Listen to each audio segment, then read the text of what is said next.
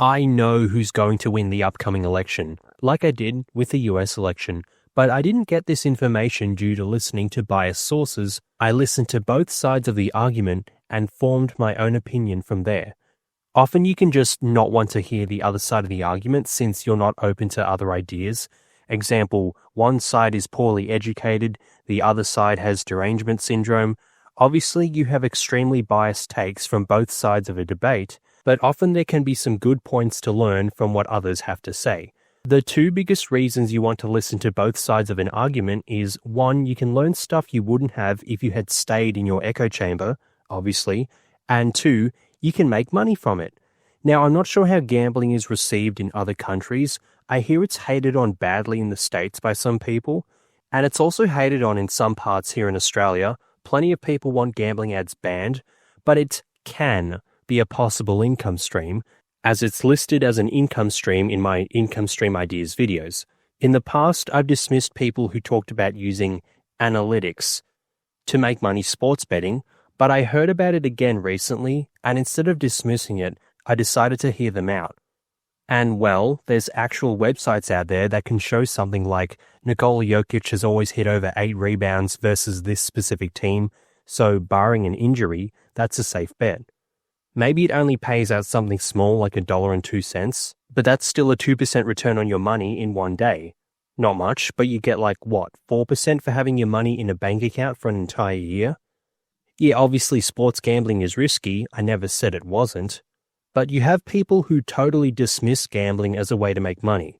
Maybe listen to what the other side of the argument is and see if they're potentially onto something. I'll keep an eye on those guys who have posted their sports bets before games and the data websites, and I'll track what they have to say about certain players / certain games and whatnot, and see if they're overall right in the long term.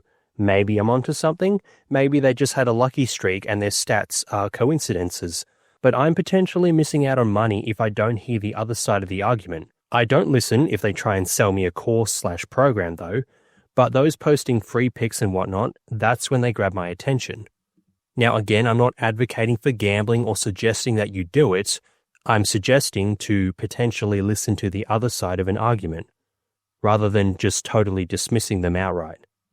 There was some comment on some post on Instagram the other day. Someone had bet 14 grand on Paige Beckers to go number 1 overall in the draft, and they got $70 profit from it. One comment understandably was why would you risk this much money for only $70? I get that side of the argument, but my side of the argument is it's literally free money. There is absolutely no reason she wouldn't go number 1. $70 is $70. That's a free, expensive-ish dinner, and all you had to do was put down your spare money on standby during the WNBA draft. Simple. There were similar bets for Victor Wembanyama when he was going to get drafted. There was no way he wasn't going to go number 1 overall. I've made profits from gambling. I'm net positive overall. Yeah, I've had sports bets that lost, and some that have made a decent profit, but betting on events is where most of my profits are from, such as Travis Kelce not to propose to Taylor Swift. I don't really keep up to date with celebrity news because who cares? But I was aware of the proposal thing. Well, this was just a rumor made up by the Swifties. I'm friends with quite a number of them. I literally have a group chat with some girls from my wagey job called Swifties. And for some reason, Sportsbet offered a 10% return on your money for it not to happen, which it obviously wasn't. So that was an easy bet. The anti-gamblers would say this was a dumb, risky bet. How so? There was zero indication that a proposal was coming. Instead of dismissing the gambling idea altogether, think about the point of view from the other side. With that said, a lot of people do lose money gambling, but the primary reason they do is because they put way too many legs in a multi. I have a friend who does that, always got to try and win it big. By the time one of your huge-ass multis or parlays hits, you would have lost way more money making attempts for that to hit. Stick with safer, lower returns, only if you've done your homework on it.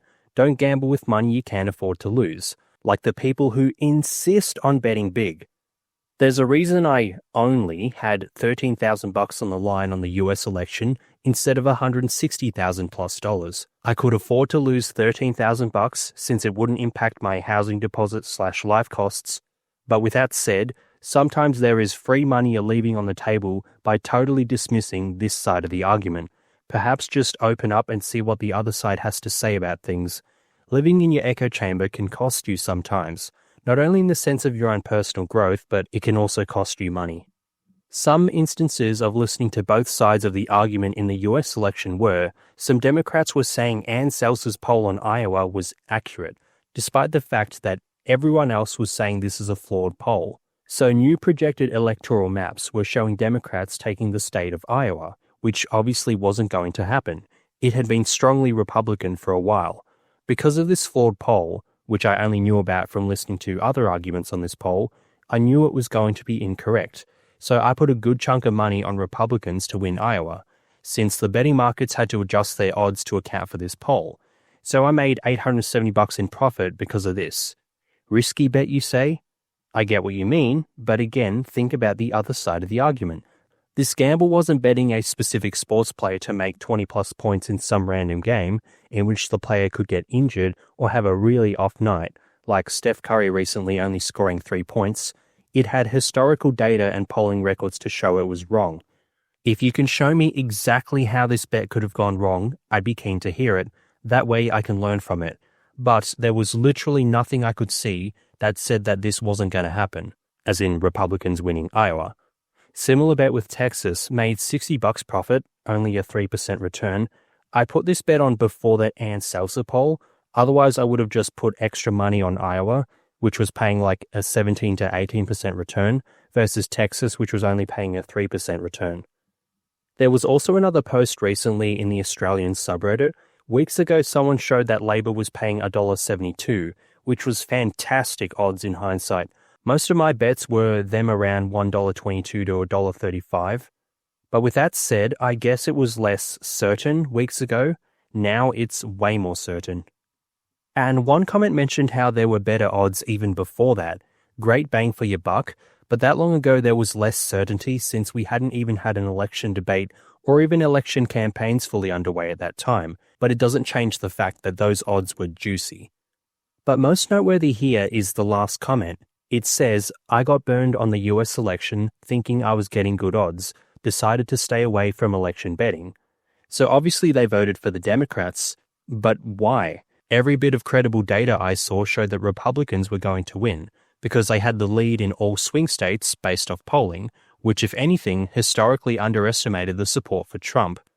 I don't want to make any assumptions here, but chances are, the news/info this person was getting was biased towards Democrats, and now it's cost you.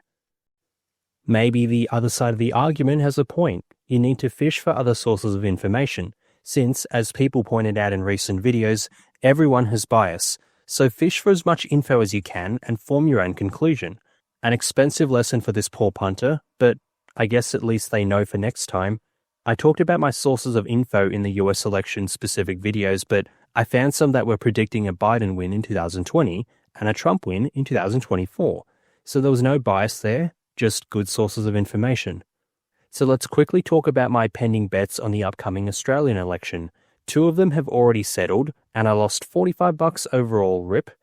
I played along with the election bingo in the second debate between Albanese and Dutton. I was meant to put $200 on the word tariff being mentioned in the debate, but Sportsbet blocked me from putting my whole amount on it. So I could only bet $50 on tariff, so I put another $50 on house deposit being mentioned, and the rest of it was another bet on Labor to win. Well, they didn't mention house deposit, despite talking about housing costs, so rip. If Sportsbet didn't block that initial $200 bet on tariff, I would have been in profit from the election bingo. But now I'm down $45 overall. But whatever. It's not Sportsbet's fault, it's my fault. I could have just not gambled. Don't gamble with money you can afford to lose. And unlike the election bet, this was just based off a hunch. Like there was no way I could tell what was going to be said on the debate. Besides tariff, because obviously that's all everyone loves to talk about these days.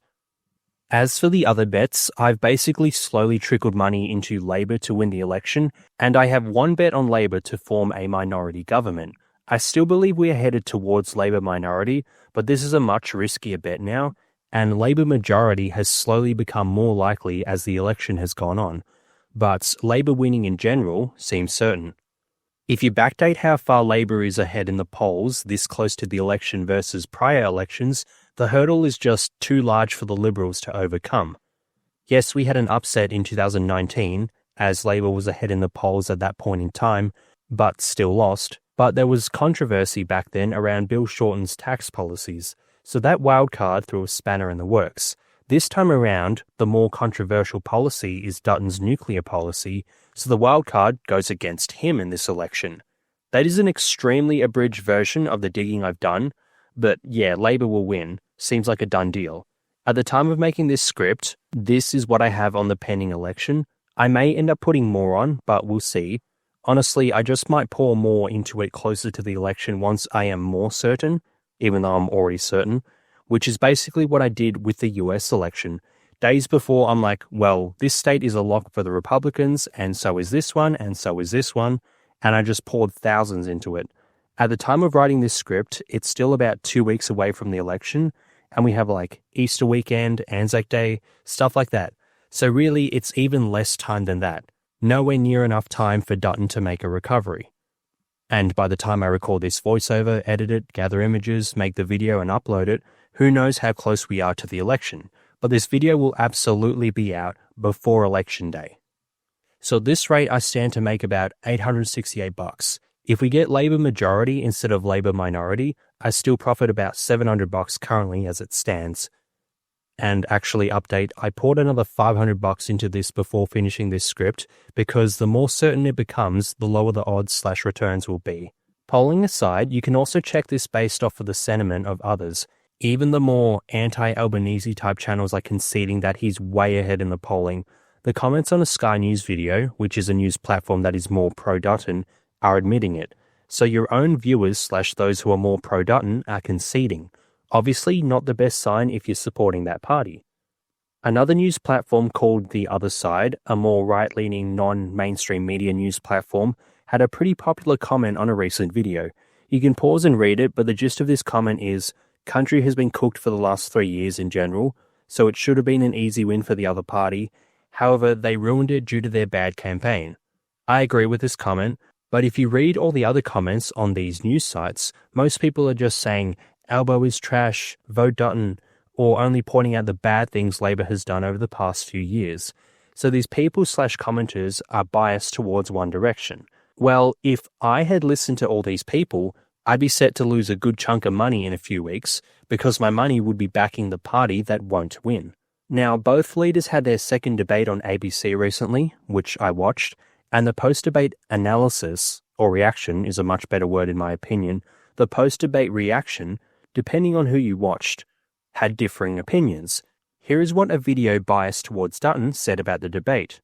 No audience, no worms, no one but you to decide who won and who lost.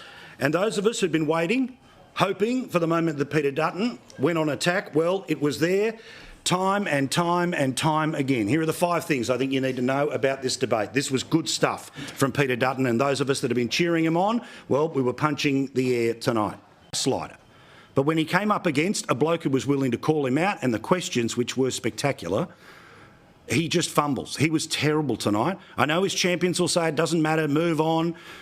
A draw is enough. This is not a draw. I'm telling you, I watched it. It is not a draw. And here is what a video biased towards Albanese said about the debate.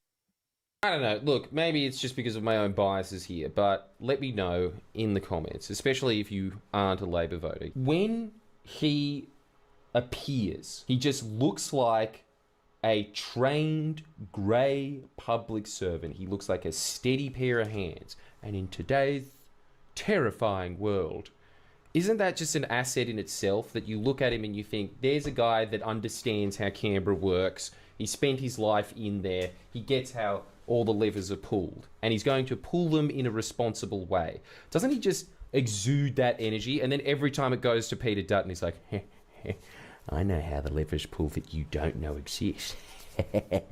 So depending on who you listen to, Dutton being more aggro was a good or a bad thing. Who's right here? Well, depends on who you ask. Okay, so given that, who do you think won the debate tonight?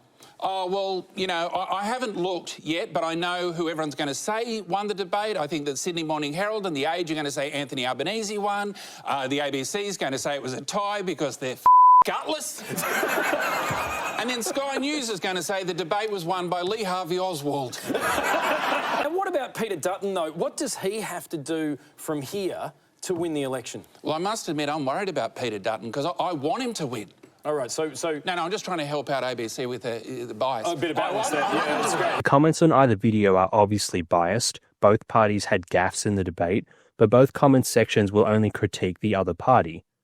If you watch both videos listed, they both provide good arguments, but obviously the good arguments are only for their own side, which is why you've got to hear from both sides of the aisle. Each of the media sources I listed have a bias towards one party or another, but this doesn't mean you shouldn't listen to what they have to say. Otherwise, you end up in an echo chamber. I'll talk more about this later in the video. In both cases, people won't listen to what someone has to say because they know they lean one way or another, but that doesn't mean they don't have juicy tidbits. For anyone who doesn't know, I'm pretty immersed into the whole stock market side of things, and I listen to heaps of channels for sources of information. Some stay apolitical, but a lot of them have no issues giving their own opinion, which is what I like to see. It adds some personality into the mix, and provides a good idea of what to think about.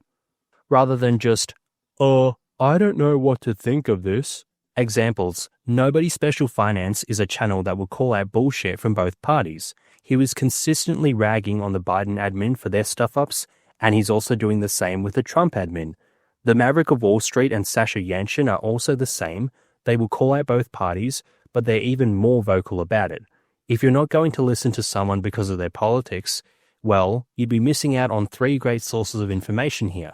If you want a channel that provides good finance info without getting into their own personal politics, well, you could just make your own one, but Stocked Up doesn't give their political opinion. Example, the CHIPS Act under the Biden admin, Stocked Up would just mention it and its potential impact on stocks like Nvidia, Taiwan Semiconductors, Intel, but other channels would mention why they think this is a good or bad idea, such as, oh, this won't actually improve manufacturing or this specific company, and here's why. Which is important information because if you do your own homework to find out that they're right, it prevents you from just buying the dip and hodling stocks like Intel, which was supposed to benefit from the CHIPS Act, but look at its stock price since around August of 2022, which is when the CHIPS Act was passed. It's down almost half. Well, if that other channel didn't get into their own personal politics, it wouldn't have given you the idea to look into it further, whereas neutral channels like Stocked Up would just mention the CHIPS Act and why stocks went up for that day, such as optimism for certain semiconductor companies. It's obviously not their fault, responsibility, or obligation to talk about their own personal beliefs, but if you had just gone with what the standard news said, like what Stocked Up was reporting on, you could have made the mistake of buying the dip in Intel. So the personal opinions of other channels gave an alternative viewpoint to what the news was implying. Example, CHIPS Act is good for semiconductor companies like Intel, and it's important to listen to these opinions rather than just dismissing it like, oh, you're just a biased Republican that thinks everything the Democrats do is bad, or you're just a biased Democrat that thinks everything you introduce is a good idea. You could argue, well, a lot of stocks are down right now from that time period, so it wasn't the inability of the CHIPS Act to help Intel. Every stock is down. Well, Nvidia isn't, and this company benefited from the CHIPS Act. Yeah, Nvidia shits on Intel, but it doesn't change the fact that people would have bought the dip in Intel due to said CHIPS Act. Other good channels I watch are Click Capital and Finfluential Television / Finfluential Media. Click Capital is a bit more right-leaning, which is good since he provides arguments for certain policies that most other channels only argue against, because it seems, if you're someone on the internet, you're allowed a political opinion, but only if it leans left. Good way to end up in an echo chamber and not learn anything. And the other guy has also done the same thing in the past, although I think he's less inclined to give his opinion compared to Click Capital. That's just my observation based on a good number of videos I've watched from both channels in recent months. Things may obviously change. They're not the only finance / stock market channels I watch / listen to. There are heaps of other channels I will watch / listen to when I'm driving, in the shower, working, cooking, etc. But you get the point. I'm not staying within my echo chamber. I'm listening to other arguments, since listening to other arguments has made me money, both in stock trading and gambling on election outcomes. Here's an instance of me doing something similar on Reddit, listening to both sides. The post is someone who's literally stated they're for the Labour Party, so naturally they're going to present one side of the argument, but let's hear them out and see what they have to say. I could learn a thing or two. Also, another note, there are people who will boycott / not even affiliate with someone or something due to their political beliefs. Pretty nuts in my opinion, but it's a pretty common thing. Example, I saw heaps of posts online in November of 2024 of people uninviting family members to Thanksgiving due to the way they voted. Like what? You're cutting off family because they see things differently from you? That's nuts. I'm the only real gym rat in my family and extended family, including cousins and whatnot. I see being fit / aesthetic as an important trait. Maybe I should just never visit them / uninvite them from family events because they see things in a different light. I have a couple of closer female friends who are on the total opposite spectrum of political beliefs than me. We get along well during conversations and catch-ups. All we have to do is not talk about politics and we have a good time. Now, examples of boycotting / not affiliating with someone due to their political leanings are Taylor Swift and LeBron James. So they both lean towards the left. I don't. But I don't boycott any of their products, aka music or basketball games. I actually like Taylor Swift's music. She was my top artist in 2024. And 3 of her songs in particular, State of Grace, Back to December, and All Too Well, have been some of my most replayed songs recently. I'm one of the only dudes on the planet who actually likes her music. I see dudes trash her music constantly. That's fine, that's your own opinion.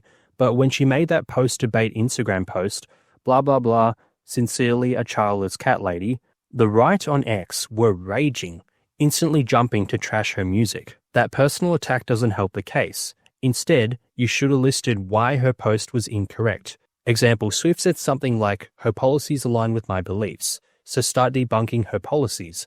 It doesn't exactly help people to see the other side of the argument if Swift's saying, I like her policies, and you say, well, your music sucks. Especially because if her audience doesn't look into policies and just goes off what their idols say, and all they see from the other side is, well, her music sucks, they're not going to change their mind, are they? If anything, they'll double down on backing Swift's opinion. Funnily enough, I think her endorsement actually backfired because I think I saw support for Harris actually go down after that post. Or she went down in the polls or something. I don't know and I don't care. Election's over now. She's obviously very influential, but how much influence did she have over actual voters? A lot of chicks I know from over the years at Wagey Job liked Swift's Instagram post, but they're Aussie chicks. In Australia, they can't vote in the election. So I wonder how much impact it actually had on the election. Also, I just showed another example of not disassociating with someone. A lot of female friends and female acquaintances liking the Swift politics post. I could have been like, oh my god, they are against my political opinion, oh my god, I'm following all of you. No, they're still my friends / colleagues / whatever. I just don't agree with their line of thinking in that specific area. Another example is LeBron James. Now, when he was posting his politics stuff on Instagram, basically all comments were against him, but they weren't like, oh my god, LeBron, you actually suck at basketball. 4-6 in the finals, lol. Jordan is better than you. The flop. Well, I'm sure some comments said that, but most of them were just like, this ain't it, king, or stating why LeBron's beliefs were wrong in their opinion. But most of us weren't like, that's it, never watching LeBron play basketball again. My personal pick for the basketball GOAT is LeBron, and I'm rooting for the Lakers to make the finals and win this year. The team I actually go for is the Oklahoma City Thunder, which you would assume I'd be rooting for, but OKC is going to be so damn good for so many years to come, whereas LeBron James is obviously retiring soon. So I want LeBron to get another ring. OKC can win 3+ championships in the coming decade when LeBron is retired. Although, at the time of writing this script, who even knows if the Lakers make it out of round 1? The Timberwolves smacked them good in game 1.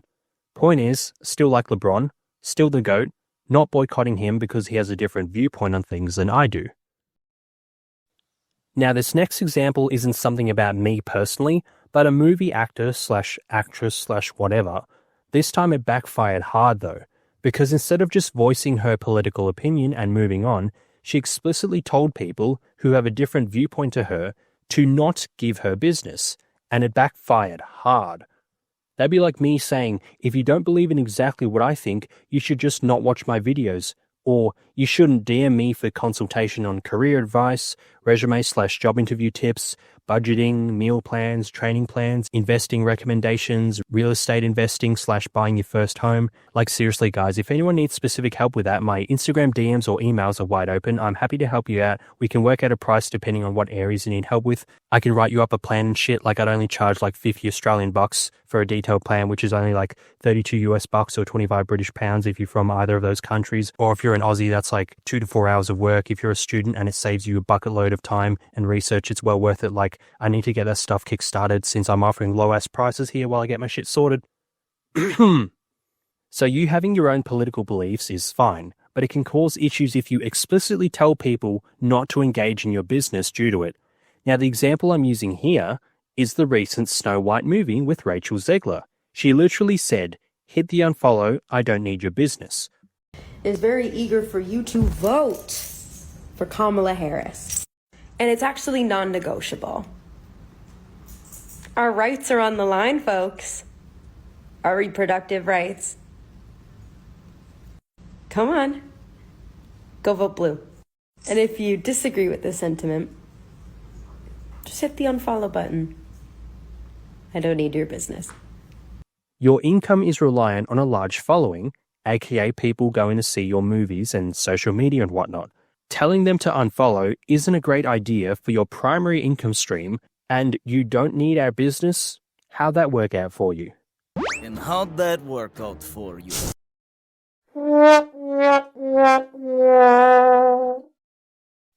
So yeah, movie is going to result in a huge financial loss. There were obviously other reasons, but telling more than half of the United States not to see your movie didn't actually work out as planned, hey? So that was just to show examples of why it's pretty silly to remove yourself from people who have different beliefs than you. If I didn't watch basketball players or listen to musicians who don't align with my beliefs, I'd be missing out on some sweet basketball action and some great tunes. And if I told people I didn't need their business, that's a bad financial move, isn't it? And even then, sometimes the other side of the aisle makes good points that you can learn from. Now, in LeBron, Taylor, and Rachel's cases, they didn't really elaborate on why they believe what they did. I suppose it wasn't really their duty to do so. So in that case, it's like, well, why should I trust you? Exactly what is the process behind this belief? And especially in Rachel's case, it's like, believe me or fuck off. Not very insightful, but in terms of actual debates on the issue, it can be eye-opening. And that is yet another reason why you listen to both sides of the aisle. You can learn stuff, and it can make you easy money.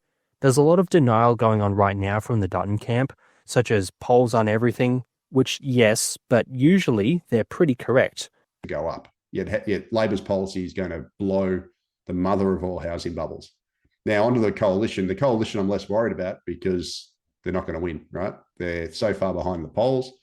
But, the coalition's had some dumb policies as well. As well as the betting markets too. I'm aware of how betting odds can switch based on the volume of money going in one direction or another, but you always have big fish who gamble on stuff like this. You've got the super detailed analytics and insider information. They obviously wouldn't be pouring money into the losing party. And I've also seen countless neutral sources showing we're getting a Labour re-election, and most public sentiment online is voting towards Labour. I do obviously see comments on the more pro-Dutton platforms being more anti-Labour, but there is way less of them compared to the other side of the aisle. Labour is also running a better campaign overall, even on TikTok/social media, which I had no idea about since I don't have TikTok. And I actually got this information from Sky News, a source that is often mocked for one reason or another, probably because their bias leans in the other direction compared to basically everyone else. But they had a good piece on how Labour's social media campaign was just better and more effective than the coalition's, similar to how the social media campaign of the Republicans was better than the Democrats in the US election. I found a positive for Labour's party from a biased source towards the other party. All of these little tidbits slowly added up and showed me the result of the upcoming election, and now I'm in a position to make several hundred, maybe a few thousand off it.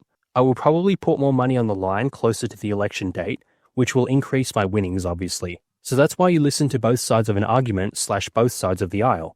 because you can learn new shit and then use that knowledge to make money, whether that be understanding more about a certain topic, which you can use for your career/business, whether that be by investing in different stocks that make you more money/don't lose you any money, or by gambling on the virtually certain outcome. This will be a pretty embarrassing video if Labour loses, but I've seen zero indication that they will lose. I will make a follow-up video after the election going over my winnings, and then combining that with my winnings from the US election, and we'll see how much tax-free profit I made from the election bets. Since gambling winnings are tax-free in this country, unless it can be argued that your gambling is related to your job, such as you gambling on horse racing when your job is a horse breeder or something like that, but none of my jobs involve politics, so this is tax-free. Nice. So how confident are you that Labour will win this election? Keen to hear what others think. Thanks for watching, that is all.